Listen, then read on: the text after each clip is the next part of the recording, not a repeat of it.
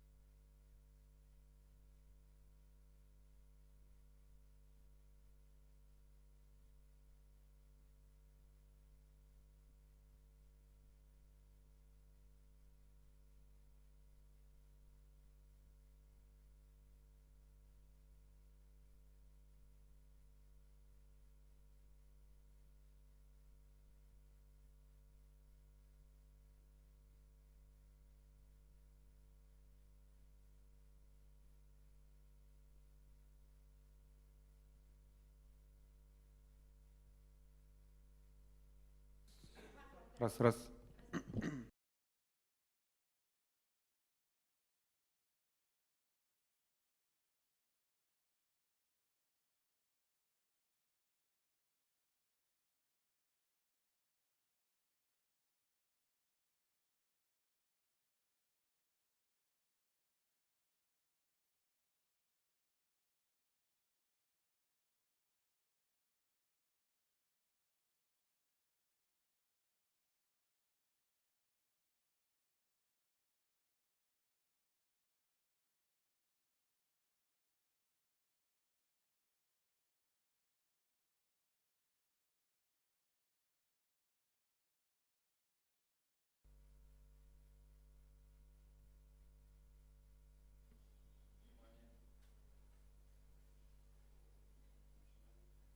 Добрый день, уважаемые горожане. Мы рады приветствовать вас снова на площадке Республиканского медиацентра. Меня зовут Василий Севергин. Сегодня мы проводим наш третий и заключительный баттл. Баттл под названием «Общественные пространства». Именно эти зоны в первую очередь формируют городскую среду, делают ее привлекательной для бизнеса и людей. Сегодня для обсуждения мы в нашей воображаемой лодке собрали представителей жителей, предпринимателей и государственной власти. Главный вопрос, который им сегодня придется обсудить, это как создать успешное пространство, общественное пространство. Не раскачает ли нашу лодку, сможет ли она найти нужное течение и продолжить плавание? Об этом мы узнаем через несколько минут. Позвольте представить вам наших участников. Жителям выступает Сергеева Елена Анатольевна, директор ООО «Центр стандартизации Роспрофи» Высоких Ирина Сергеевна, управляющий ТСЖ МЖК Синяев Сергей Викторович, заместитель директора СГХ Амосов Владимир Владимирович, депутат Якутской городской думы Черных Сергей Викторович и, конечно же, главный архитектор города Якутска Алексеева Ирина Дмитриевна. Также сегодня с нами наши уважаемые эксперты. Это Маноева Полина Викторовна, Министерство ЖКХ и энергетики, начальник департамента ЖКХ города Якутска Николаева Дина Олеговна, Попова Маргарита Васильевна, руководитель OneClick Якутск. Коротко о правилах нашего баттла. Баттл состоит из 6 раундов. В начале каждого раунда участник выступает в течение 3 минут. Затем остальные участники задают по одному вопросу. Время на ответ 1 минута. После каждого раунда свое мнение высказывают эксперты. Участник имеет право передать один вопрос для ответа эксперту. В конце раунда зрители выставляют свои оценки понравившемуся участнику, а участники подводят итоги в виде оценок. Итак, наши оценки. 0. Тема в ответе не раскрыта. 1. Раскрыта не полностью. 2. Высший балл. Сейчас мы начнем первый раунд. И я позволю себе небольшое лирическое отступление и приведу четверостишие. То, что поставишь перед глазами, тем ты и будешь, тем ты и станешь. То, что влияет сейчас на тебя, то называется словом «среда». Вам слово, Елена Сергеевна. Добрый день всем участникам сегодняшнего нашего спора и пожелания успехов. Последние годы в нашем городе, наряду с многочисленными новостройками многоквартирных домов и торговых центров, много внимания уделяется обустройству дворовых территорий, детских и спортивных площадок. Появляются скверы, в которых можно отдохнуть, встретиться с друзьями, выпить чашечку горячего кофе в ближайшем кафе. Но мне и моим соседям повезло больше всех. Наши дома, построенные еще в 90-е годы прошлого века, находятся в уникальном месте, в непосредственной близости с естественным природным водоемом, озером имени Щорса. Это озеро питается подземными и поверхностными дождевыми и талыми водами. Общественность микрорайона всегда придавала большое значение этому факту. Мы организовывали субботники по уборке береговой части озера. При естественном увеличении уровня поверхности воды производили откачку ее. Буквально с первого же года вселения в наши дома мы силами активистов, а в последние десятилетия силами нашего ТСЖ устанавливаем на озере ежегодную новогоднюю елку, к которой мы выходим сразу после боя курантов поздравить друг друга с праздником. В январе-феврале мы одними из первых в городе расчищаем каток, на который приходим с детьми и внуками, устанавливаем деревянную снеговую горки для детей и куда приезжают жители других микрорайонов. Многие наши соседи ранним зимним утром устраивают пробежки, пешие прогулки по периметру ледяного покрова озера, а в парке, потому что в парке еще темно, а вдоль озера яркое городское освещение. Не раз на льду озера Щорса устраивались проводы зимы, различные спортивно-оздоровительные культурно-массовые мероприятия. Летом нас радует фонтан в центре озера. А в это лето город нас удивил и порадовал, отведя часть озера для приюта красивых водоплавающих птиц, которыми может полюбоваться любой житель города. Сама жизнь показывает, насколько озеро Щорса и прилегающая территория привлекательны как для нас, жителей близлежащих домов, так и для города в целом, как место отдыха горожан и место любования природой. Чего же мы хотим, жители города Якутска, живущие непосредственно рядом с этим озером? А мы хотим первое – профессионального обустройства этой территории по качественному проекту, ответственное освоение предполагаемых на это обустройство средств предлагаемых. Важной частью данного общественного пространства будет тротуар, который несколько лет назад уже был проложен вокруг озера, без учета понижения гипсометрического уровня самого озера. Сегодня мы наблюдаем картину реконструкции этого тротуара и обустройства нового сверху по-старому, без учета водоотведения с прилегающей территории и дорожного полотна, 10 секунд. дворовой территории. То есть при первом приличном дождике во дворе и на автомобильной трассе вдоль высокого тротуара вокруг озера будут огромные лужи. В ближайшее время это... Спасибо, Елена Анатольевна, спасибо. Ваше время истекло. Сейчас Извиняюсь. время вопросов и ответов. Ирина Сергеевна, прошу. Как вы относитесь, если на озере, близ которого находятся ваши жилые дома, предприниматели, которые, ну, вне всяких сомнений, если они займутся там бизнесом, будут полезны вам, да, в части там облагораживания озер, взяв на себя часть тех работ, которые вы озвучили, но они поставят, допустим, там кафе и начнут торговать спиртными напитками. Естественно, это повысит рентабельность их бизнеса, и предприниматели более охотно будут там заниматься, значит, своей предпринимательской деятельностью. Спасибо. Но как вы относитесь? Спасибо. Конечно, к продаже спиртных напитков мы относимся отрицательно. Вот, как общественность, я говорю, именно общественности, от имени наших жильцов. Вот. Возможно, другие какие-то можете предложить варианты других, но спиртное нет, мы относимся категорически против. Категорический ответ мы получили. И прошу, Сергей Викторович. Ну, у меня вопрос такой, поскольку я сам житель данного микрорайона, и вообще как вы относитесь, и даже не относитесь, наверное, будет слово неправильно, а что бы вот вы могли посоветовать всем, как бороться с вандализмом? Не секрет, что вот буквально вчера обнаружил того, что жители, наши подростки ломали качели, которые мы недавно установили, вот, а при этом родители рядом сидели и не обращали никакого внимания. Спасибо за вопрос. Ну, это сложный вопрос, он в масштабах города тоже, вандализм существует, и объяснить людям, особенно взрослым людям, которые, воспитывая своих детей, не дают им какого-то должного уровня воспитания в этом плане, очень сложно. Но мы стараемся в каком плане?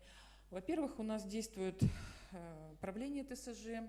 Вот. В особо серьезных случаях мы даже можем, и были у нас случаи, когда мы это разбирали на правлении ТСЖ соответствующими какими-то оргвыводами. Но, конечно, лучше всего предупредить такие вещи, чтобы потом не исправлять уже нарушенное что-то, созданное нашими руками для этих же жителей и для их детей. Спасибо. Интересный опыт рассматривать направление ТСЖ. Такие случаи. Владимир Владимирович, вопрос от СГХ или от жителя? Формирование комфортной городской среды, оно в плане своем зависит от того, что как жители чего хотят. Появляется проект совместно с жителями, где большинством людей принимается одно решение. Но в процессе работы появляется другая часть неохваченных жителей, которые мешает, грубо говоря, становится камнем преткновения во время работ. Как лидер двора, и общественное, не только общественное пространство, у нас еще дворовая территория общественная, можно считать. Как лидер двора, как вы готовы работать с этими жителями? И на чью сторону вы станете во время работы? Ну, конечно, жителей много в любом доме многоквартирном, и на всех не угодишь.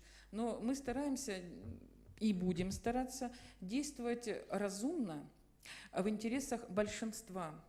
Те люди, которые, спорят, лишь бы спорить, не предлагая ничего, с ними просто действительно разъяснительную работу можно проводить, перенаправляя их на свою сторону.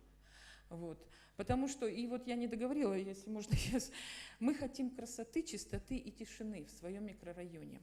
Чтобы мы могли выйти с детьми и внуками к озеру, посидеть на удобных чистых скамейках под спокойную негромкую музыку, прокатиться на катамаране, выпить сока, чая или кофе с ароматной булочкой, а дети, чтобы еще чисто символически порыбачили. Вот.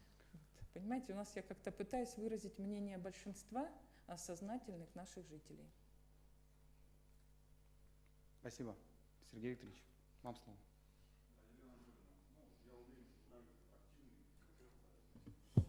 Елена Анатольевна, я уверен, что вы активный гражданин и лидер своего двора, да? Но у вас, на самом деле, вот в вашем выступлении прозвучали слова такие, как «хотим», «наблюдаем». Задавала вопрос Ирина Сергеевна «предложите». Да? То есть, вот это немножко пугает. Так вот вопрос в чем? Вот вы наблюдаете, как у вас делают, ну как вы сейчас считаете, некачественно тротуарную дорожку. Что вы сделали, чтобы она все-таки сделалась качественно? Куда вы обратились по этому поводу? Спасибо. Ну, во-первых, мы обратились в свое ТСЖ, и сам у нас управляющий ТСЖ тоже имеет свое мнение на этот счет. И он предпринимал попытки поговорить с проектировщиками, либо с людьми и организациями, причастными к этому событию, как бы к этому, ну, к установлению этого тротуара. И, как я поняла, это еще пока безрезультатно, общий язык пока не найден. Может быть, Сергей Викторович пояснит, но вот я вижу так. А мы не просто, мы требуем, почему? Потому что так положено. В городе, я извиняюсь, зайду за время, в городе очень много есть вещей, которые делаются, и вкладываются средства, но потом выясняется, что не проложили трубу, не сделали водоотвод как следует. И хорошее дело, прекрасные деньги, вложенные в это дело, тратятся зря. Вот из-за этого мы, если бы это зависело лично от меня, ну я бы спроектировала. Водоотведение надо спроектировать. Спасибо. Прошу. Уважаемая Елена Анатольевна, у меня вопрос в дополнение к вопросу Сергея Викторовича. Вы, как жители этого двора, в этом году при софинансировании из федерального и республиканского бюджета на обустройство тротуара вокруг озера, что конкретно, какие мероприятия планируете проводить в рамках трудового участия в этом проекте? Ну, вопрос, конечно, спасибо за вопрос, он прямо в лоб, и я, может быть, не совсем готова на него ответить за всех жителей. Но мы сегодня сделали попытку поучаствовать в благоустройстве городской среды, принять участие, и практически 50% жителей у нас оказались очень пассивными, что обидно. Если мы раньше, лет 10 назад еще были активны, и мы очень хорошо участвовали в капитальном ремонте в 2008 году, отремонтировав свои дома должным образом, и продолжаем это делать в текущем рабочем порядке.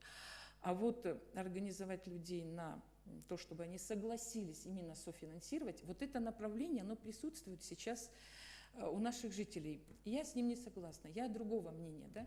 Но люди хотят все иметь, но когда доходит дело, а будешь ли ты соучаствовать? И мы посчитали, что это будут небольшие деньги с каждой квартиры, допустим. Люди категорически против. И нет, но мы на своем уровне, мы знаем этих людей, мы живем с ними много лет бок о бок. Спасибо. Мы им на пальцах Люди объясняем, против. Бесполезно, да. Люди против.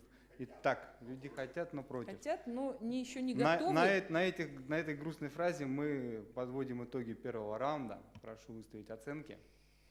И у нас сейчас уже подойдет второй раунд. Во втором раунде у нас будет отвечать Ирина Сергеевна.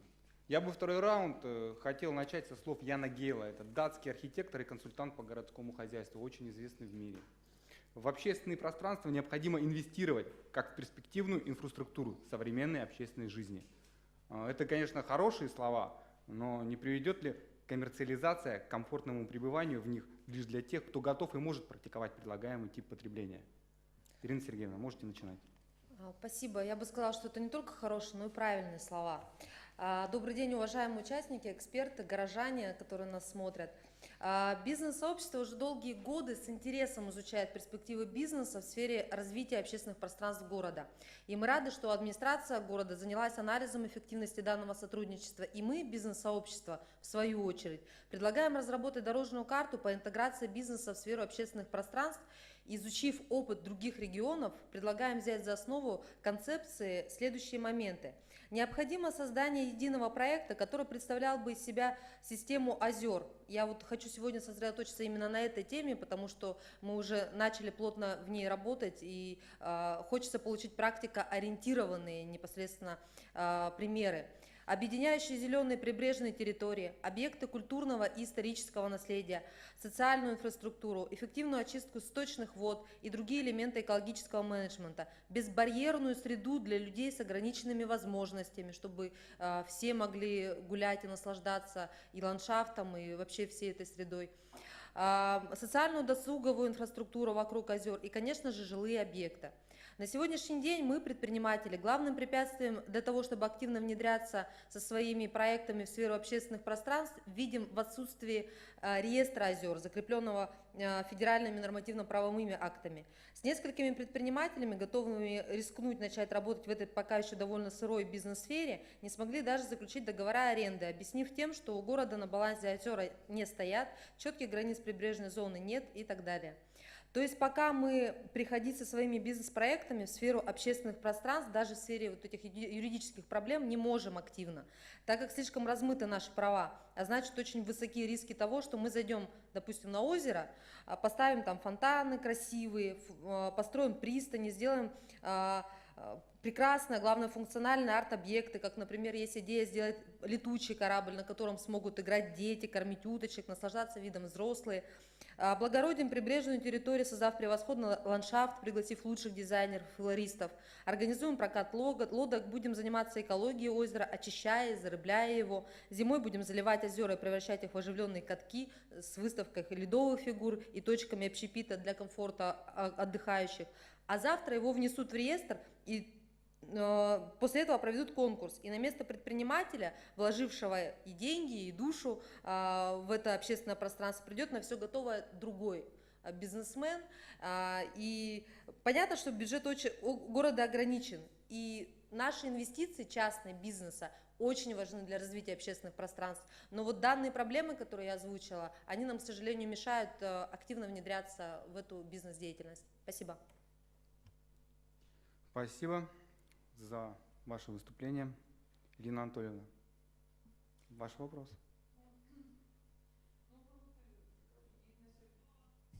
Ирина Сергеевна, вы тут ответили примерно, какие мероприятия вы планировали делать на нашем озере, и это вселяет в нас какой-то оптимизм уже.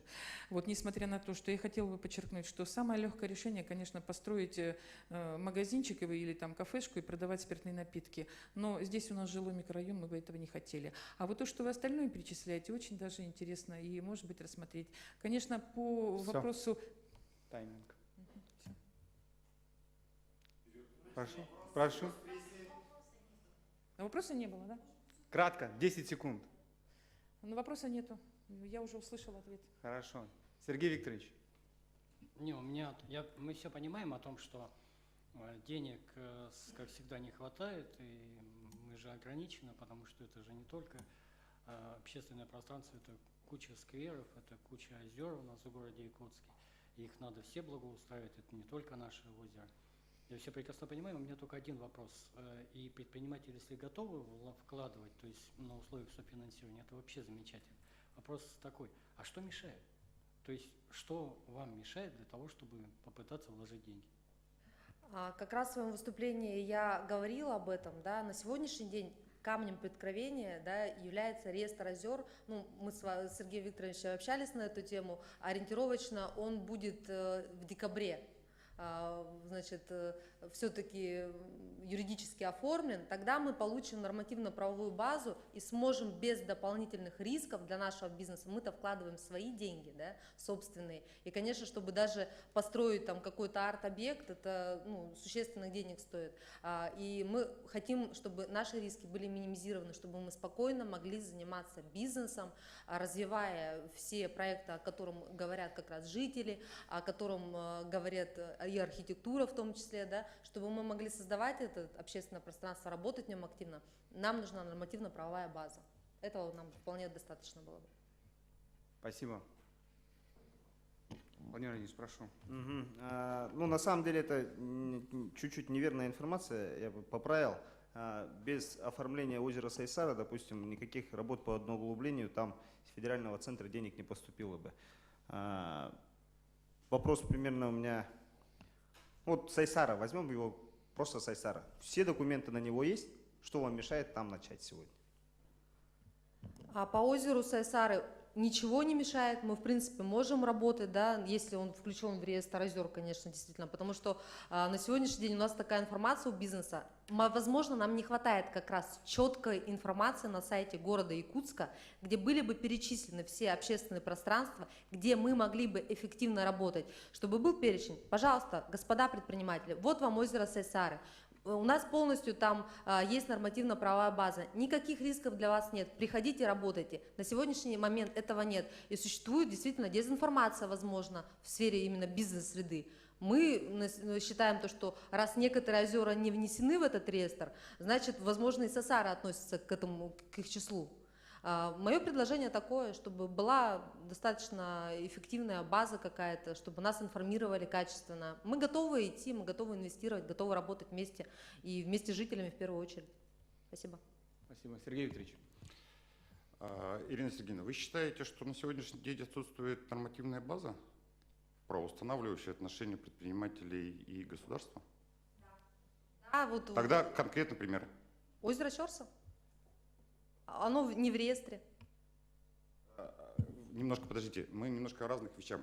Нормативная база, то есть я законы, сегодня не могу заключить... законное действие предпринимателей на определенной территории по, скажем так, договоренности или при заключении договоров с администрацией города. Да, реальный пример. Я приезжаю на озеро Чорса, общаюсь с Сергеем Викторовичем, говорю, а я могу сейчас получить четкий проект там, да, со всеми линиями, да, прибрежной зоны и так далее, да? И могу ли я заключить договор аренды, на что руководитель ТСЖ говорит, к сожалению, на сегодняшний день даже тот предприниматель, который там работает, БНАЙ, он на самом деле сейчас очень сильно рискует. Я перебью вас. Вы говорите об информированности или информации. Поняли, я говорю о юридических документах, то я есть тоже о о них. законах. Договор аренды я заключить не могу. Товарищ, я вас перебью. Получается, можете? Мы понимаем все одинаково. Закон есть.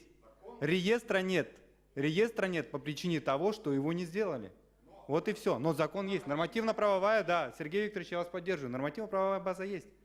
Исполнители плохо работают. Вы вот такой? Вывод такой. Спасибо.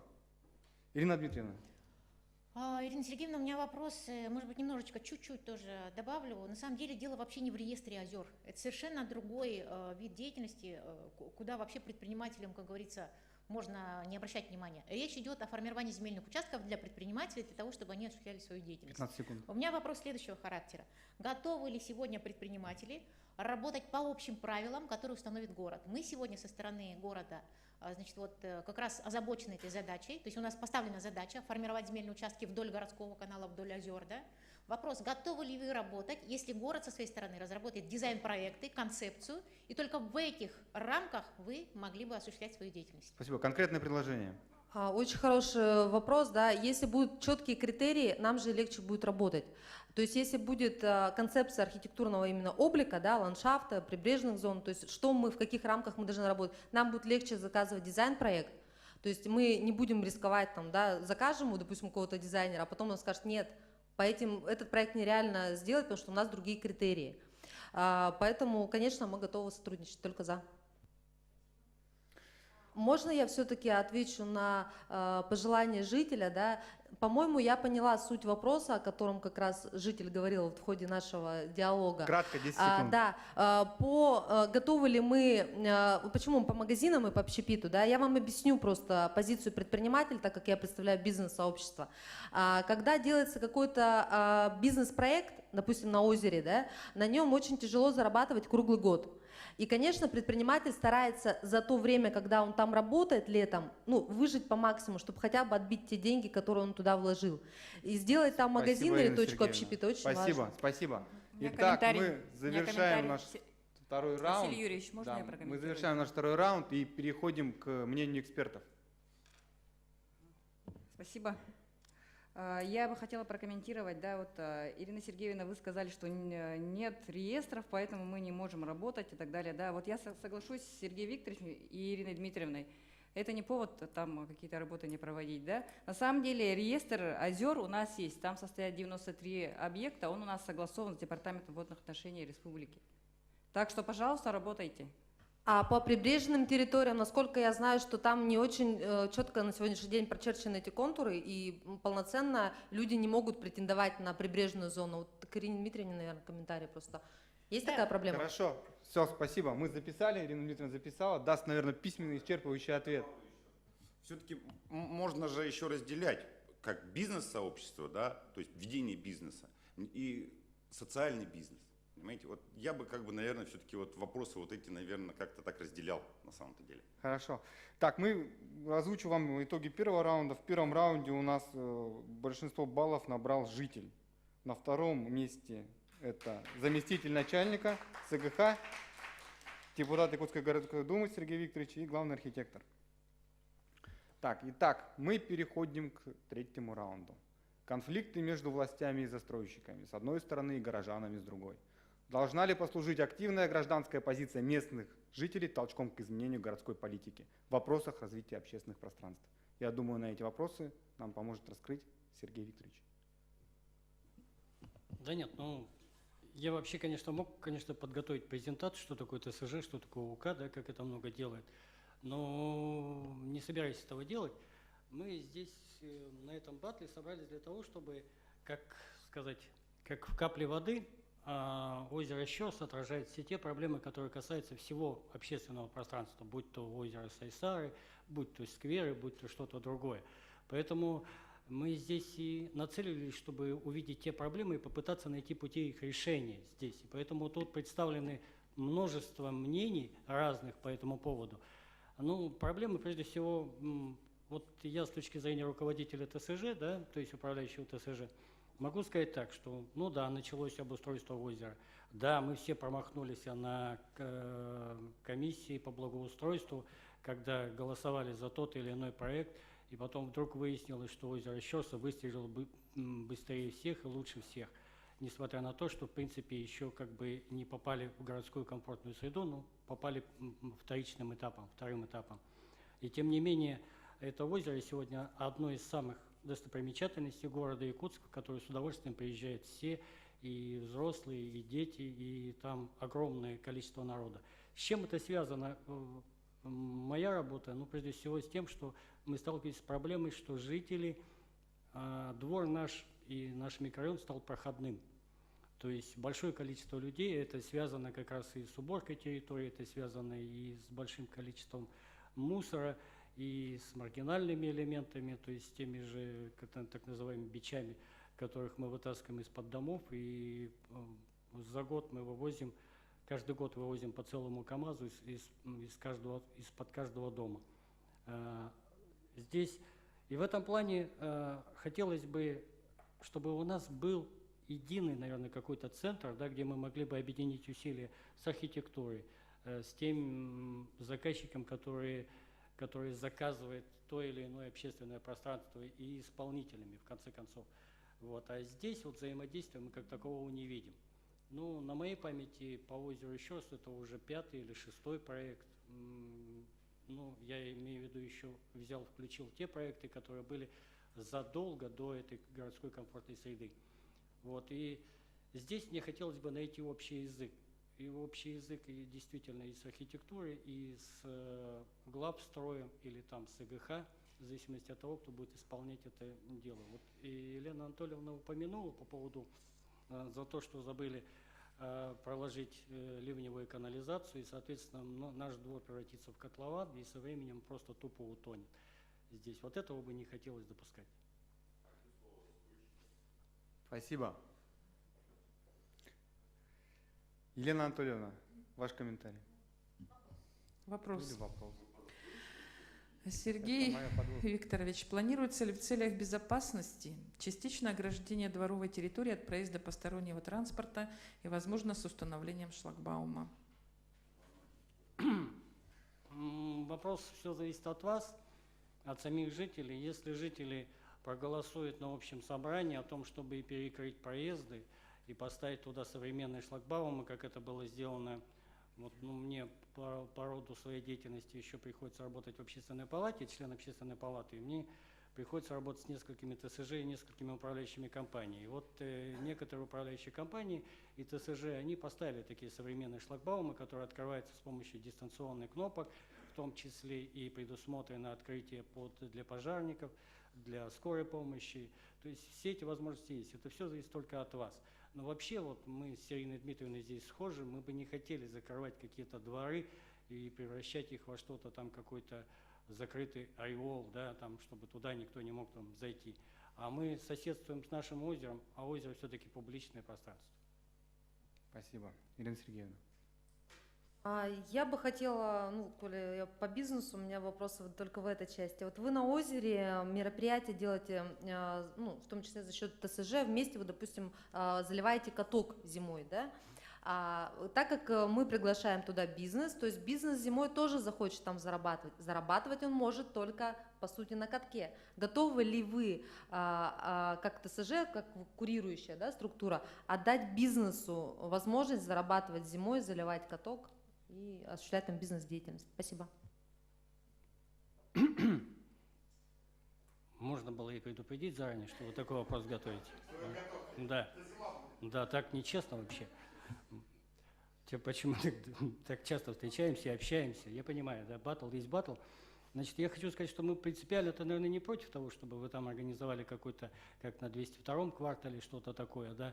Жители будут против, потому что они привыкли, извиняюсь за слово, халява, то есть на бесплатные. То есть ТСЖ, МЖК за свой счет и за счет жителей, соответственно, да. Каток этот постоянно делает, он, в принципе, у нас в городе считается один из лучших. Там мы ставим и хоккейные ворота, и прочие мероприятия. И тут вдруг мы как бы жители ставим перед дилеммой. Ага, надо будет туда, чтобы зайти, заплатить. Вот тут и Ирина Сергеевна, мы с вами как-то должны работать рука об руку, чтобы найти точки соприкосновения, консенсус. Вот так же, как вот мы с вами говорили по поводу бизнеса, да, организации. Да, мы, в принципе, мечтаем о том, чтобы... Ну, спасибо. Потом. Жители не хотят платить. Владимир Владимирович, прошу. Ага, ну, как Сергей Викторович тянет все к озеру Щорса, а я тяну к тому, что общественное пространство – это, возможно, не только озеро Щорс, но и та часть придомовой территории.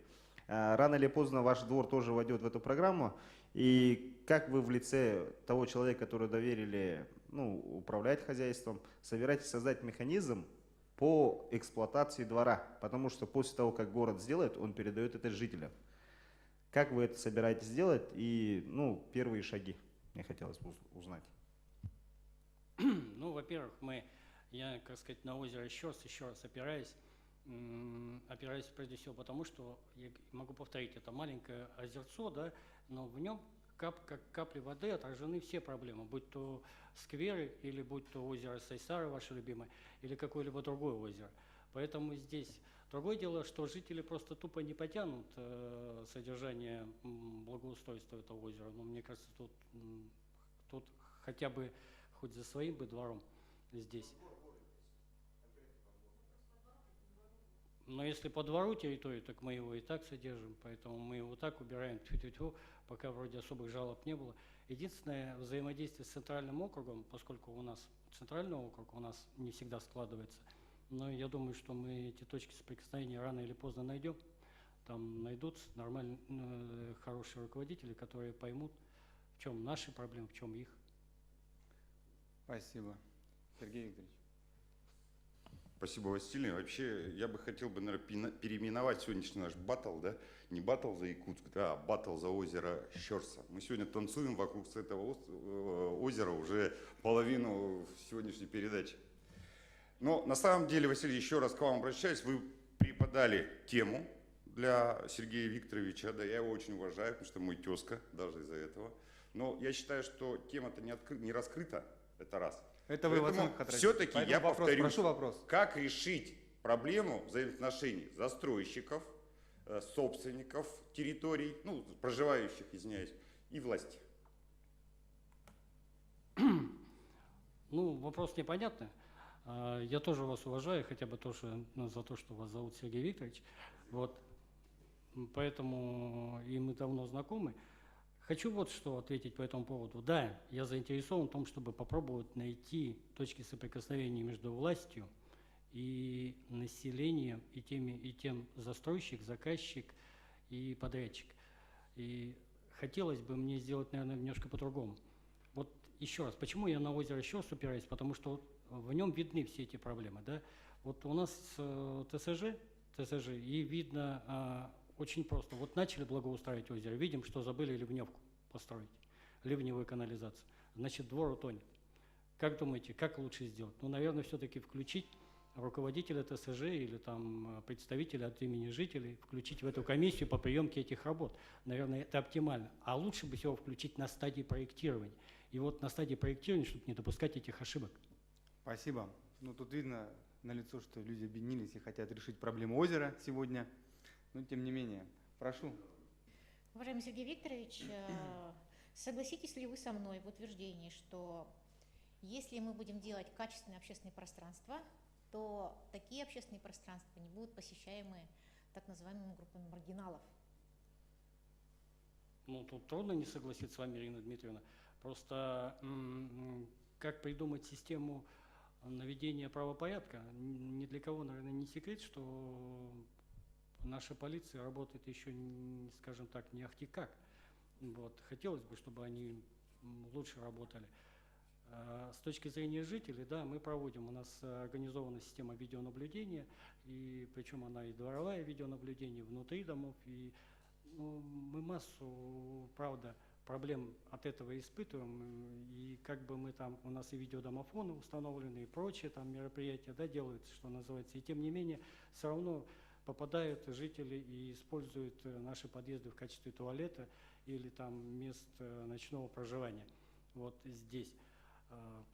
Проблем очень много, правда, вот здесь. И хотелось бы как-то наладить контакт. Вот как наладить этот контакт, я думаю, вот этот баттл, да, он, может быть, все-таки подтолкнет нас к какому-то объединению интересов. Благодарю за выступление. Мы заканчиваем третий раунд. Хотелось бы озвучить итоги второго раунда. Вот главный архитектор внес отдельное предложение и сразу вышел на первую позицию. 9 баллов. Максимальное число заработал. На втором месте у нас Амусов Владимир Владимирович и Сергей Викторович Черных. Да, да. Если второй раунд у нас закончился под лозунгом власти «дайте гарантию от рисков предпринимателей», то третий раунд заканчивается двумя тезисами. Закрытый двор и взаимодействия нет. Я думаю, мы сделаем сегодня об этом выводы. Озеро, да, это наша тема сегодня. Прошу, эксперты, ваше мнение. Можно я прокомментирую? Конечно. Касательно взаимодействия жителей с заказчиками архитектуры, СГХ, подрядчиков и так далее, да, в целом по реализации нашего приоритетного проекта в республике предусматривается как раз-таки вот это взаимодействие с населением, с бизнесом и так далее, да.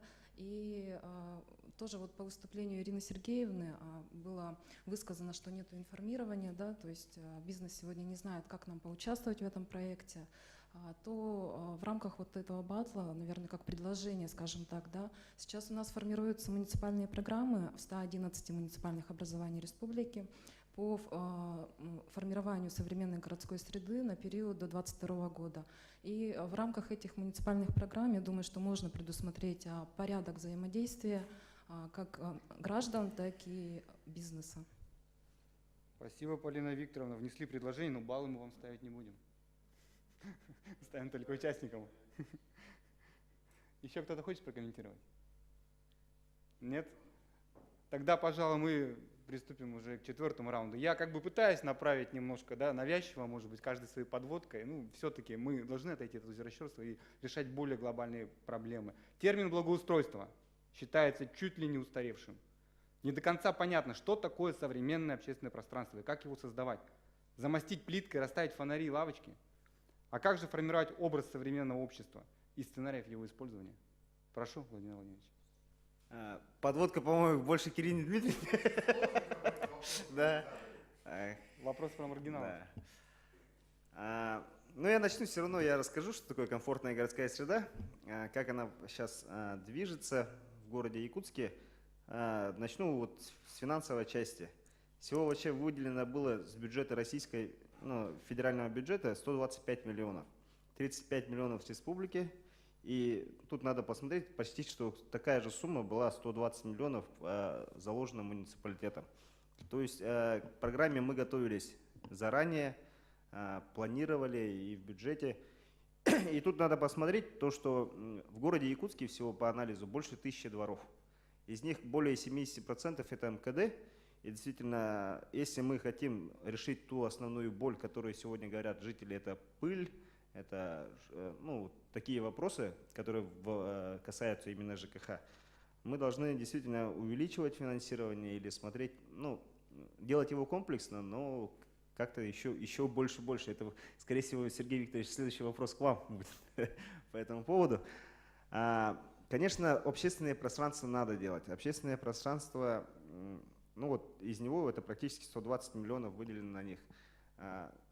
Что там делается? У нас сегодня делается полностью водоотведение. Я возвращаюсь к вопросу жителя.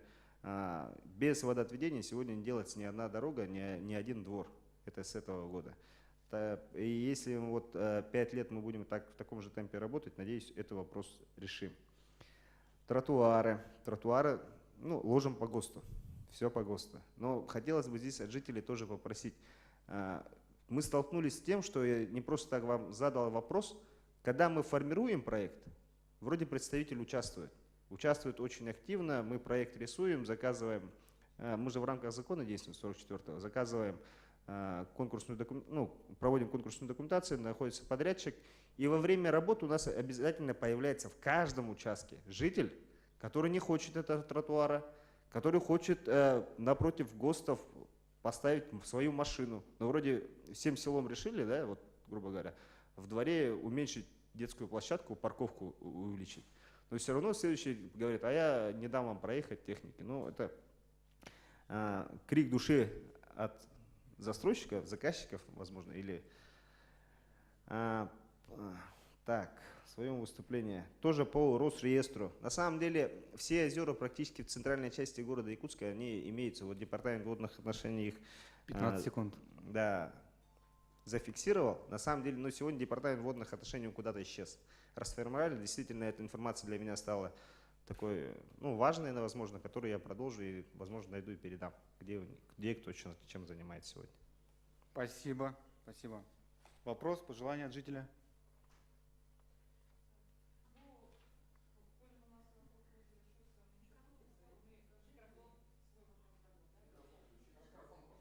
Извиняюсь. Значит, у меня тоже вопрос будет сугубо привязан к территории. Если она будет у нас общественным пространством признана, озеро Щурса, то какова реальная возможность ограничения движения автомобильного транспорта вдоль гаражей и домов 58/1, 58/2?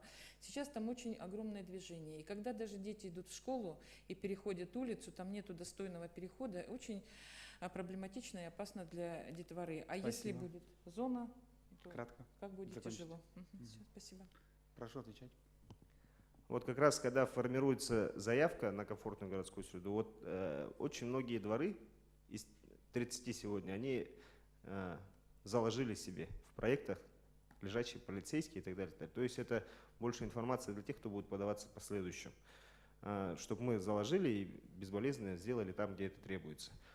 То, что ограничить движение, ну, действительно надо посмотреть интенсивность. Если эта интенсивность не позволяет классу дороги быть той, чем предназначена, возможно, действительно примитивные меры какие-то принять в виде, возможно, шлагбаума, ну или ограничения движения в какой-то промежуток времени. Но тут надо понять, что в городе Якутске, если мы даже занимаемся вот установкой знаков, здесь важно же, чтобы не просто закон принять, а проследить за тем, чтобы его выполняли. Тут общественности надо уделить внимание, как работают наши контролирующие органы в виде ГАИ, и к ним тоже обратиться. Спасибо. Вопрос от предпринимателей. Владимир Владимирович, а как вы видите разделение ответственности функции СГХ, да, с бизнесом, который занят в общественных пространствах? Потому что пересекаться же вы будете, то есть и они должны будут следить за территорией, облагораживать, и бизнес должен. Я говорю и о сотрудничестве, ну, то есть в каком виде вы это видите, и о разделении затрат, в том числе финансовых. Спасибо. Мы подойдем как предприниматели тоже. То есть ясно, понятно, что предприниматель без получения прибыли, он, ну там ничем ему заниматься, да, социальное предпринимательство это чуть-чуть другое. Разделение труда, ну в каждом случае это будет рассматриваться точечно. Где-то мы можем помочь подключиться к электричеству, возможно, где-то помочь с освещением. По территории, которая закреплена за вами, мы можем разделиться спокойно по уборке территории, ну и так далее. На самом деле это уже существующие механизмы с многими. И те, кто придут, мы довольно прямо, очень, ну даже очень хорошо даже работаем на самом деле. С тем же Лебединым озером та же история. Сергей Викторович. У меня будет вот такой вопрос. Хотелось бы узнать, когда, наконец, ну, я Владимиру Владимировичу говорю именно как представителю исполнительного, наверное, да, какого-то органа, когда, наконец, начнете прислушиваться к жителям? Вот, в частности, как пример, да, вот мы говорили о том, что ту брусчатку, которую мы сегодня укладываем, да, она скользкая, и продолжаем ее такую же укладывать. Зачем? Такое позволено, да. Опять Ирине Дмитриевне передам. Потому что мы, застройщики, в лице службы эксплуатации городского хозяйства и Главстроя, мы работаем по тем проектам, которые отрабатывали совместно с жителями, ну, архитектуры. Мы присоединяемся в том моменте, когда мы уже имеем проект. Этот проект нам дали, мы по нему сделали тех задания, отторговались, и отойти уже не можем. Но мы можем отойти в том плане, как, ну, меньше тротуар сделать, там, что-то убрать, если жители совсем против этого. А слушать мы всегда слушаем. Спасибо. Но делаем по закону. Я думаю, Ирина нам ответит на этот вопрос в своем вступительном слове. Сергей Викторович, прошу.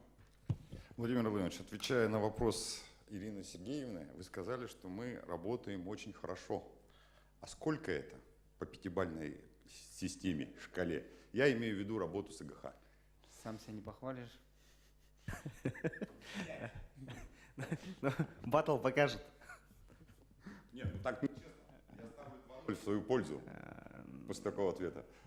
Вы, ну, да, ставьте. Есть эксперты еще, Владимир Владимирович, есть еще эксперты, независимое мнение. Но есть время у меня, да, вот минута идет. Я попробую все-таки вырвать хотя бы одно очко. Есть OneClick. Владимир Владимирович, есть OneClick представитель, который собирает заявки. Она может объективно сказать. Кстати, да, вот со стороны, пожалуйста. Но хотелось бы у эксперта департамента жилищно-коммунального хозяйства, если разрешите. Мы верим в OneClick.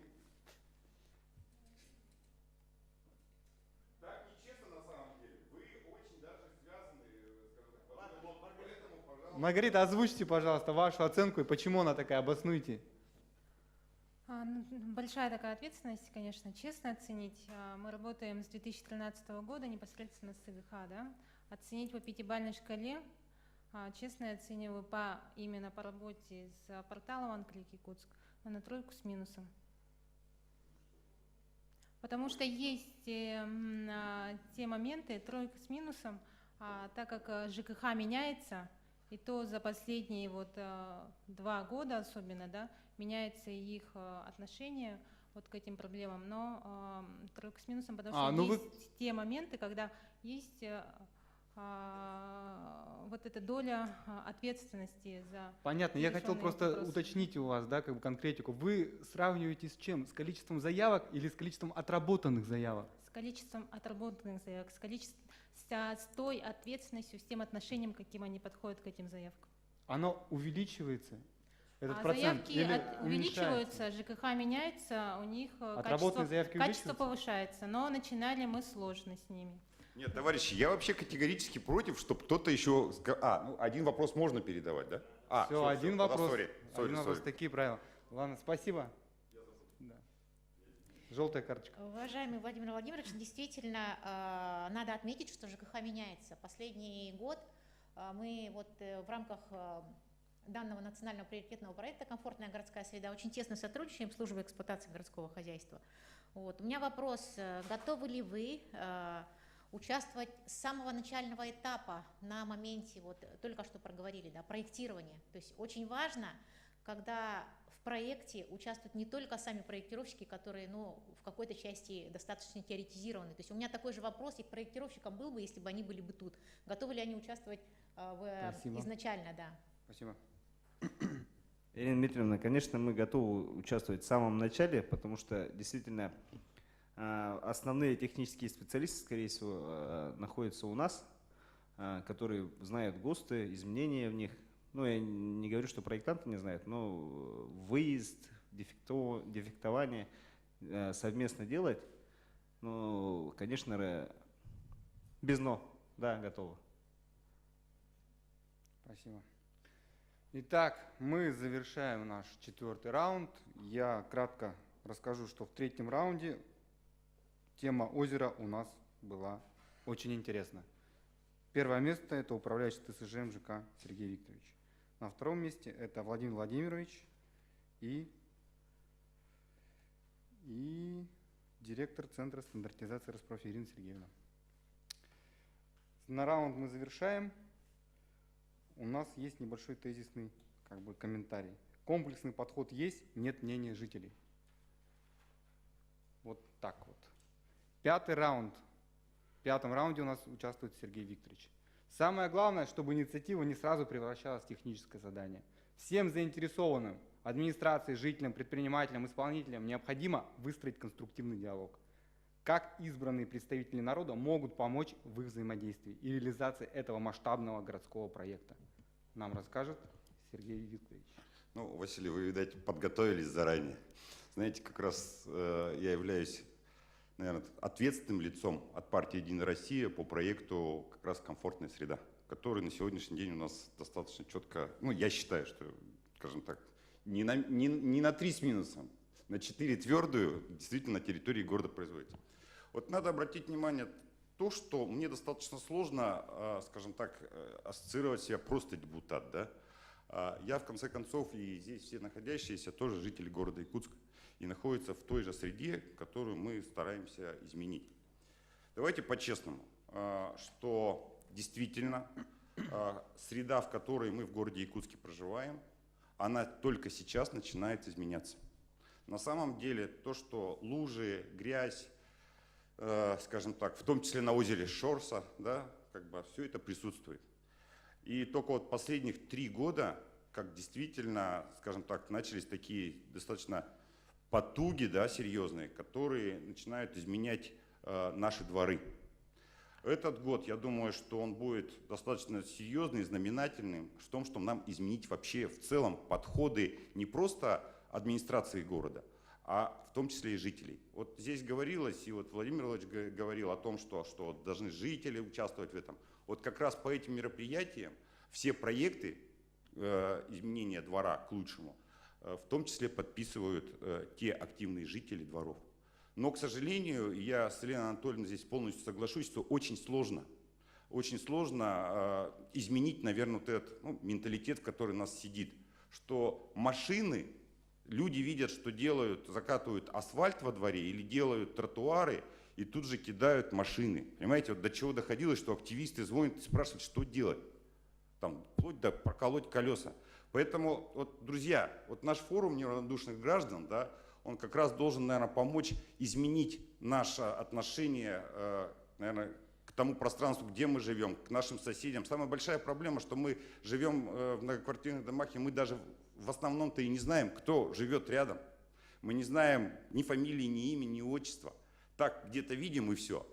И собрать, скажем, собрание собственников жилья, давайте по-честному, его невозможно. Просто невозможно. Но с другой стороны всегда зачастую проскакивает: давайте посмотрим, давайте мы хотим. То есть требования, только требования. Здесь, конечно, нам надо меняться. Я хотел бы привести такой пример, как вот китайская стена, да, дом. Раньше это был, наверное, дом, который символом развития города был в свое время.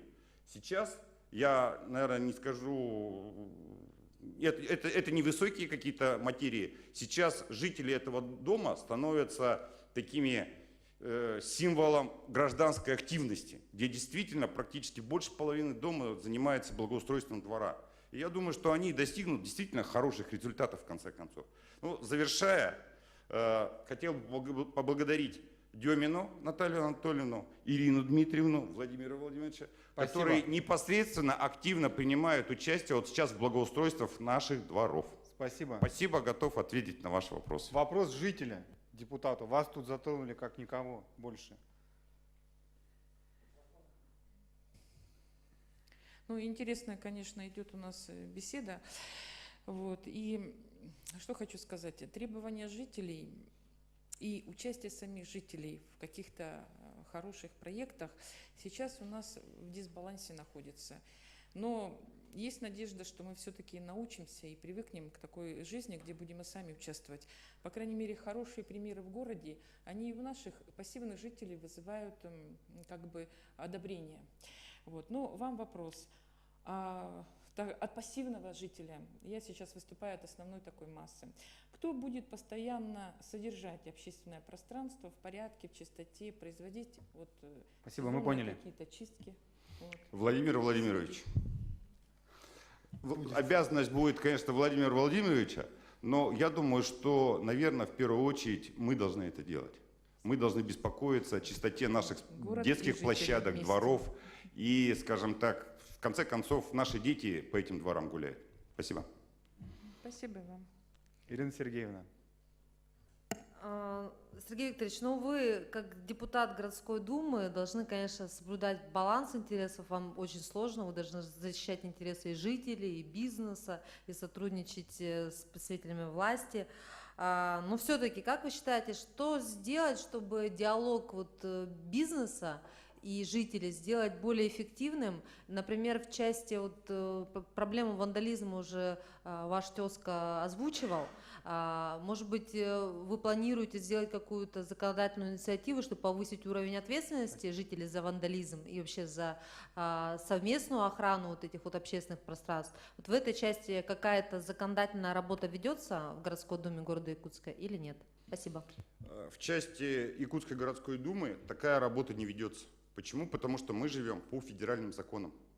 Это мероприятие и занятия, в конце концов, у нас структура МВД.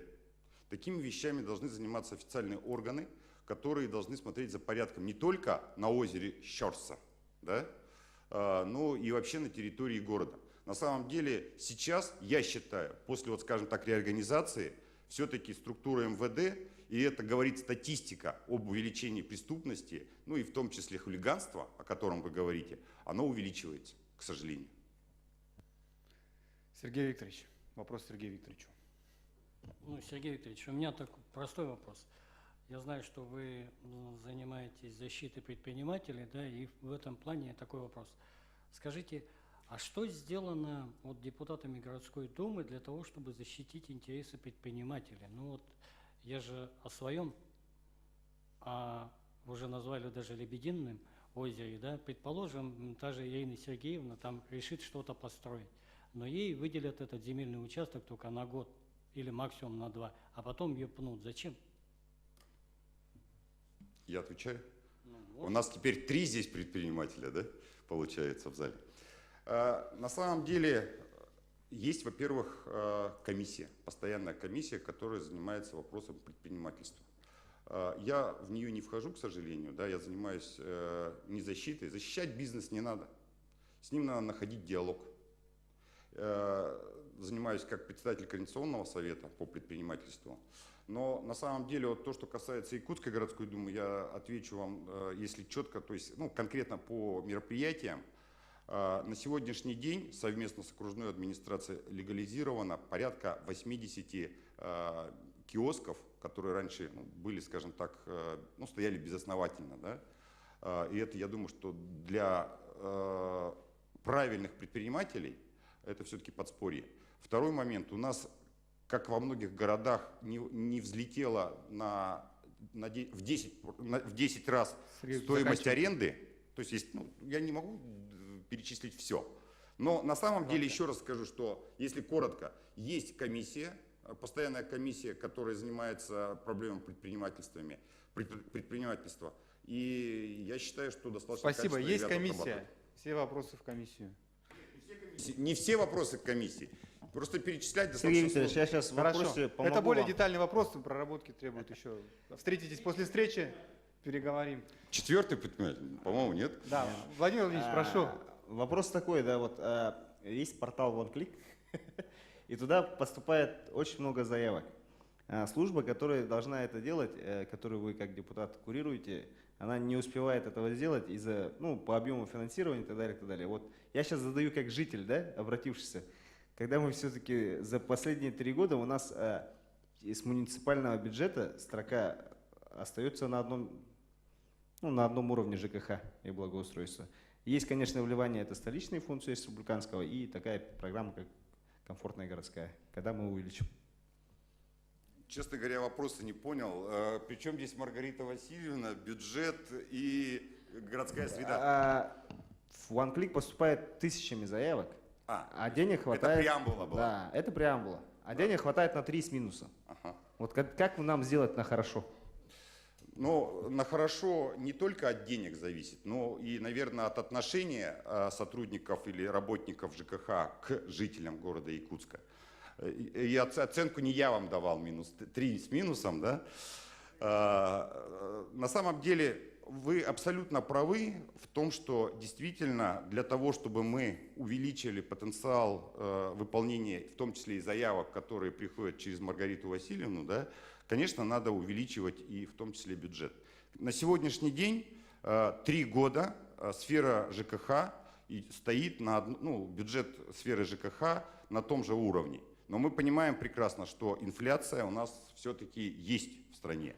И здесь я с вами согласен, и как председатель комиссии по городскому хозяйству, я полностью вас поддерживаю, надо увеличивать бюджет города и увеличивать сферу, бюджет ЖКХ. Нужно больше депутатов сегодня было пригласить, чтобы единогласно проголосовать за увеличение бюджета. У нас 3 предпринимателя здесь, 2 депутата. Хорошо. Да. И Владимир Владимирович, у нас один. Но одно озеро Щерса. Прошу, главный архитектор выступит. Уважаемый Сергей Викторович, да, вы, по-моему, вы в своем выступлении упомянули, что вообще понятие благоустройства, да, и благоустройство общественных пространств, оно появилось только практически в Якутске, во всяком случае, года 2 максимум, то есть последний год, даже, 3, может быть, да. То есть понимание отличие благоустройства от строительства новых общественных пространств, оно до сих пор, по-моему, многим не понимается. Многие годы средства выделялись именно на ямочные ремонты, там, реконструкцию и прочие вещи. Да. Вот как вы считаете, качество общественных пространств, на которые мы сегодня должны делать акцент, оно во многом зависит от все-таки финансирования, поэтому за счет чего мы должны пересматривать бюджеты, опять же, вопрос. И, честно говоря, начинаю ругаться, или со мной что-то не то, но я иногда не понимаю вопросы. Все-таки вопрос в чем? Вопрос в том, что да, бюджет ведь у нас не резиновый, нам всегда нужно расставлять приоритеты. Наконец мы приоритетом национальным определили комфортную городскую среду. Да. Тогда в каком месте мы должны ужаться, чтобы побольше денег выделить на создание общественных пространств в городе Якутске? Мы не должны ужиматься, мы должны работать над тем, чтобы увеличивать бюджет города Якутска. Вот так. В том числе это работа с республиканской властью. И мы знаем, что на сегодняшний день подписан уже второй указ, да, главы республики о выделении денежных средств как раз в том числе и на ремонты дорог, и в том числе на благоустройство. Вот здесь, у нас сейчас предвыборная борьба, да, но все-таки я бы не хотел, но все-таки я поблагодарю Айсена Сергеевича, да, то, что вот он как раз в этом направлении работает. И 3-й год у нас каждый год бюджет города увеличивается. А вот ужимать нигде нельзя, ни в медицине, ни в образовании, ни в ЖКХ, тем более в ЖКХ, да, Владимир Иванович? Поэтому мы должны работать для того, чтобы, в том направлении, чтобы увеличивать бюджет, чтобы более качественная собираемость была. Спасибо. Спасибо. Ну вот и подошел к концу наш 5-й раунд. Объявлю итоги 4-го раунда. Первое место у нас поделили управляющий ТСЖ МЖК и служба эксплуатации городского хозяйства.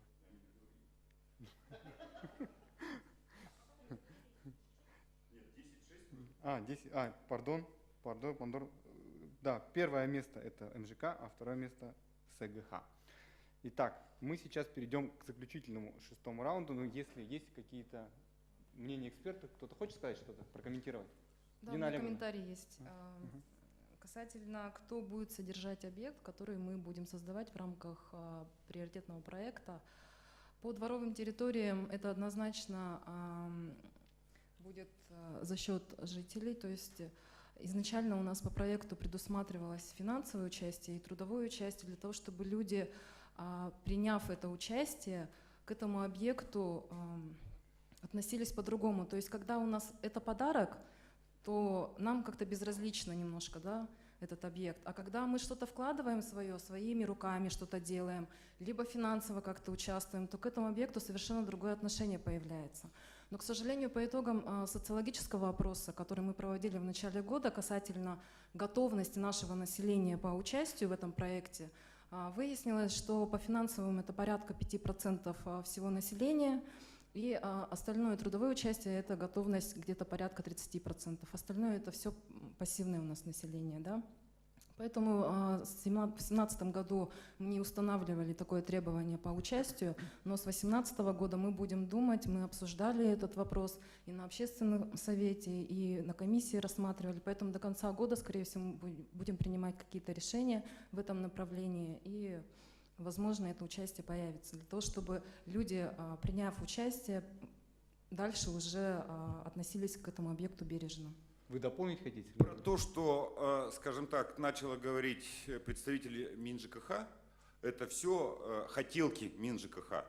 Давайте так, по-честному, не будет это содержаться собственниками жилья. Давайте по-честному. Поэтому в любом случае надо стремиться к этому. Надо стремиться к этому, но этого на данный момент не будет. Жители на сегодняшний день не готовы. Если Елена Анатольевна скажет, что готовы, тогда я умываю руки. Соглашусь. Не, ну я тоже тут, у нас же баттл, да? Немножко от формата отойдем. Вот несколько человек уже высказались на эту тему, да? Сергей Викторович, я не согласен. Все-таки если хорошая управляющая компания, теперь Сергей Викторович согласен. ТСЖ, то они могут содержать дворовую территорию, повторяю, не общественное пространство, а именно дворовую территорию. То есть те современные детские площадки, которые будут строиться, их, по идее, должна и содержать ТСЖ и УК. Мы, по крайней мере, у себя это делаем. Пожалуйста, по одному комментарию мы сейчас позволили отступление отправил, потому что это наш последний баттл, и он очень интересно развивается. Мы отошли от озера Щерса и перешли к площадкам. То, что сейчас настроится и внедряться будет. Спасибо. На самом деле проект национальный, курируемый лично президентом Российской Федерации. И одна из главных задач этого проекта состоит в том, чтобы людей привлечь, брать на содержание. Это одно из главных условий этого проекта, потому что люди должны понимать ответственность. Это та грань, до которой мы должны дойти. Да, понятно, что сегодня люди не готовы, но нужно постепенно к этому идти. И задача эта стоит, и мы должны ее пытаться делать. Благодарю. А сквер учителя тоже не будут содержать? Это общественное пространство. Общественное пространство. Мы говорим Благодарю за вопрос. о дворах. Да, каждый имеет по комментарию. Вот сейчас только сказали 5% готовы. Вот эти 5% должны попасть в следующий год. Он в следующем, через год их станет 10%. Справедливо. Прослушав у Сергея Викторовича вступительное слово, вот у меня вот лично, да, одна фраза вот крутится в голове. Жители, в чем дело? Почему нам дают бесплатно, но мы тут же это все превращаем, извините меня, в какое-то непонятное состояние? Не хотим контролировать, не хотим брать на себя на ответственность. Итак, мы переходим к 6-му раунду, где у нас будет Ирина Дмитриевна выступать. Торговые центры стали символом быстрого перехода к капиталистической экономике. Учитывая то, что сегодня открытые пространства лишь постепенно возвращают себе характер полноценной городской среды, претендует ли 2018 год быть объявлен в Якутске годом парков развития общественных пространств? Совершенно замечательный вопрос задал Василий, или подводку замечательную. Действительно, сегодня общественные пространства, о которых говорит вся Россия сегодня, да, особенно в городе Якутске, она нуждается немножко в другом пересмотре, потому что когда мы говорим о общественных пространствах, мы прежде всего имеем в виду открытые места, которые доступны всем, без исключения, независимо от того, богат человек, беден, может он себе позволить, там, не знаю, купить кофе или не может, он может прийти на территорию, может проводить там свой досуг. Вот. Но когда мы говорим об общественных пространствах в экстремальном климате, здесь, конечно, мы должны продумывать, что эти открытые пространства у нас используются, к сожалению, всего определенное время в течение года. Да? Поэтому понятно, что рядом с этими открытыми общественными пространствами должны появляться какие-то, возможно, крытые, полукрытые пространства. И здесь как раз поле деятельности для тех предпринимателей, которые готовы заниматься этой деятельностью. И в рамках национального приоритетного проекта мы сейчас на 2017 год программу утвердили, начали работать. Действительно, у нас 23 дворовых территорий и 9 общественных пространств. Благодаря этому проекту сегодня обустраиваются за счет бюджетных средств. Вот. На 2018-2022 годы сейчас задача стоит перед муниципалитетом, перед окружной администрацией, буквально до 1 ноября разработать и утвердить программу. Значит, что хочется отметить? Действительно, общественными пространствами занимались и до этого времени, всегда занимались, и при советской власти, и буквально вот несколько лет назад, и в этом году. Но как мы обустраивали эти общественные пространства? Как правило, когда мы говорим об общественных пространствах, это площади, парк, ну и какие-то скверы, да. И окружная администрация, которая принимала решения по, значит, финансированию таких мест, как правило, брала заявки поступающие, и, например, я не знаю, там сквер Рыжикова, сквер Барахова, сквер Винокурова, то есть все общественные пространства, которые сегодня обустраиваются, к сожалению, пока идет речь только о мемориальных комплексах. Задача пересмотреть отношение вообще к общественным пространствам. Используются ли эти скверы, которые мы делаем за бюджетные средства? Поэтому мы сегодня хотим от жителей получить обратную реакцию. Нам важно вкладывать деньги в те места, которые людьми посещаются. И вот буквально вчера мы открыли маленькую площадку, которую люди сделали сами. Будет ли эта площадка жить, покажет время. Спасибо. Вопросы? Ну, у меня вопрос такой. Возвращаясь вот, что мы говорили о водоотведении и подобных, значит, проблемах в проектировании, как ведется контроль за исполнением вот этих работ в соответствии с проектом? И не только вот по общественным пространствам, но вообще в городе. Такое впечатление иногда складывается, что дали, освоили деньги, и дальше уже как хотите, так и будет. Потому что мы, говорю, видим по городу, тонет город, когда идет большой дождь, плохое водоотведение. И в отношении к нашему тоже, этому общественному пространству. Спасибо. Совершенно замечательный вопрос. На самом деле, когда в этом году мы только вышли на этот проект, вдруг выяснилось, что у нас не предусмотрены средства вообще на проектирование как таковое. То есть деньги выделены на реализацию каких-либо проектов, а денег на проекты нету. Поэтому очень важно все-таки предусматривать финансирование и этой части. И только когда все-таки будут возможности реально, качественно проектировать, мы тогда получим хорошие проекты.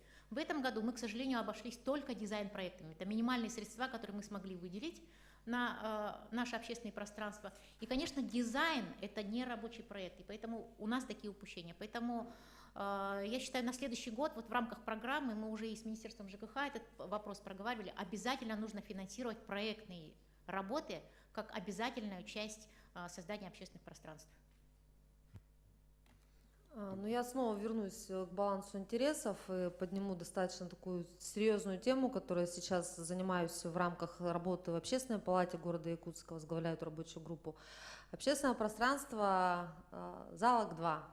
Объект, который сейчас стал уже притчей во языцах, который все обсуждают, когда жители стали, ну, по сути, заложниками, да, ситуации, но и проект остается нужным и хорошим, да, это проект, который историческое, культурное наследие города Якутска должен сохранить, но жители не могут сейчас продать свои дома, потому что округ признан охранной зоной. Как вы считаете, как можно все-таки решить этот вопрос, чтобы интересы и города, его именно исторического наследия, и жители, которые там живут, были соблюдены? Проблему города Иркутска вы сейчас озвучили. Там полгорода. Вообще отношение к общественным пространствам, к созданию мест, оно отражает наше состояние нашего общества. Вот то, что сегодня люди не могут продать жилые дома, это на самом деле неправда. Люди могут продать. Вопрос, кто может купить. Могут ли сегодня уже сами предприниматели в рамках вот цели создания этой охранной зоны номер 2 позволить себе купить частные дома, чтобы вложить деньги на будущее развитие? Пока сложно сказать. Поэтому я считаю, здесь мы должны, во-первых, работать и с республиканской властью, возможно, в какие-то федеральные программы. Нужны нам программные мероприятия именно по созданию общественных пространств, и в том числе по охранной зоне номер 2, чтобы у нас было понимание, что это нужно большинству жителей города. Вот. Потому что, когда мы говорим об интересах меньшинства, здесь нужно находить выходы, пути решения. Вот. Понятно, что мы хотим, архитекторы хотят, историки хотят, многие жители хотят оставить старину, но как ее, каким смыслом наполнить, каким новым смыслом, это зависит в том числе и от предпринимательского сообщества. Поэтому, может быть, воспользовавшись случаем, я бы хотела даже пригласить предпринимателей к участию в этом проекте. Предложение. Сергей Викторович. Ну, у меня вопрос опять к лебединому расчесу, да, или как там, как угодно, да. Не знаю, но мое видение так. Вот, мы теперь знаем, что наше озеро как я могу повториться, что стало одной из достопримечательностей, в принципе, города Якутск. Хотелось бы его как-то дальше дообустроить. Вот ваше видение, что бы вы там хотели видеть? Вот я, например, вижу там, я не знаю, в качестве пирса, там, может быть, даже корабль какой-то, там, алые паруса или что-нибудь еще, или пляж. Ну, вопрос очень такой предметный, конкретный. Конечно, хочется видеть участие предпринимателей в обустройстве этого пространства. То есть мы от города, я считаю, должны разработать такой механизм, когда мы должны создавать условия для того, чтобы люди пришли на эту площадку. И вот очень хорошо Алина Анатольевна задала вопрос, готовы ли сегодня предприниматели вложиться, например, в кафе безалкогольное. Нужно продумать функции, смысл, кто туда будет ходить, сколько людей будет ходить. То есть хороший бизнес-план для предпринимателей и условия от города. Мы готовы сформировать земельные участки для тех предпринимателей, которые возьмут на себя обязательства по благоустройству территории и плюс по содержанию этой территории. И я думаю, вот в этом направлении нам необходимо работать. И сразу хотела бы, может быть, предложение озвучить. В этом году мы уже объявили проект планировки, проект межевания территорий, прилегающих к городскому каналу, поэтому хотим обратиться к предпринимателям, принять участие в разработке этого проекта, для того, чтобы мы могли осмысленно разработать этот проект, в какой части, какие предприниматели должны приходить, и что там должно происходить, и каково будет отношение людей к тому, что мы Спасибо. Ирина будем Дмитриевна делать. очень хорошо подготовилась, куча предложений в каждом раунде практически. Владимир Владимирович, прошу. Ирина Дмитриевна, ну у меня вопрос по вашей работе. Вот средства определенное количество выделяется. Какой вы приоритет ставите? Сделать мало, но дорого, либо больше, но чуть-чуть не того материала? Очень хороший вопрос, на самом деле. Это вопрос, который сегодня мы активно обсуждаем в процессе работы. Я как архитектор, конечно, склоняюсь к тому, что лучше меньше, но качественнее. Но когда мы понимаем, что нужно делать больше, иногда где-то нужно уступать. Вопрос все-таки, когда мы говорим об общественных пространствах, нужно делать упор на качество. У нас еще кроме самих проектных работ есть вопросы к подрядным работам, к подрядчикам, да, к их профессиональному уровню. Поэтому здесь тоже, может быть, озвучу предложение. Хорошо было бы, у нас оказывается, нету в городе средних профессиональных заведений, которые выпускают, например, дорожников, которые... У нас только высшее учебное есть. Да? Есть инженера, которые ходят с блокнотами и папками и учат, как строить. А строителей самих, грубо говоря, нет. То же самое в сфере предпринимателей, которые сегодня занимаются, например, изготовлением скамеек. Нет хороших профессиональных мастеров, которые готовы этим заниматься. Спасибо, Сергей Викторович. Я задам вопрос вам, наверное, не как главному архитектору, а как архитектору. Он простой на самом деле. Вот при исполнении или выполнении программы «Городская среда», при проведении вот этих работ, сейчас действительно большие у нас возможности, да, как положено начало. Воплотятся ли в жизнь ваши какие-то профессиональные мечты в каком-либо из объектов? Обязательно воплотятся. Например, бульвар Учителя, который мы ожидаем, будет возведен в этом году. Огромные усилия мы со своей стороны, со стороны архитектурного сообщества приложили к этому проекту. Ваши личные? И мои личные тоже. Потому что у меня на эту территорию очень много запросов. Окупится ли ожидание от этой территории? То есть понравится ли людям это место? Будет ли оно посещаемо? Как будут реагировать жители домов, рядом с которыми это пространство? Поэтому я, да, очень-очень-очень ожидаю эти проекты. И... в целом, я думаю, что посвящение учителю это относится к каждому жителю города Якутска. Спасибо. Спасибо. Ну и вот мы завершили 6-й раунд. Итоги 5-го раунда. Первое место у нас по количеству баллов занимает Сергей Викторович, депутат Якутской городской думы. Второе место разделили житель города и Владимир Владимирович, заместитель начальника ЦГХ. Эксперты, прошу перейти к голосованию и хотел бы услышать мнение экспертов. Общее по 6-му раунду и общее по нашему баттлу. Позвольте мне такое, наверное, риторическое резюмирование. Да? Если мы говорим сейчас именно об общественных пространствах, то архитектурные постройки – это облик любого города, а общественные пространства – это все-таки душа любого города. И какова эта душа, это зависит от каждого из нас. Не от здесь сидящих архитектора, депутата, чиновника, управляющего ТСЖ, предпринимателя, а именно от нас самих неравнодушных горожан. И то, что говорят, что нет сейчас у нас той ответственности, нет того понимания, да, ментальности, что мы будем безответственно относиться, я считаю, что нет. Если ЖКХ меняется, то то жителям, и тем более, что, да, действительно стало то время быть услышанными, и мы вот сейчас сидим вот на правах организатора вот этого форума, да, сейчас идет, например, прямая онлайн-трансляция на сайте ЕСИА, на сайте OneClick Якутск.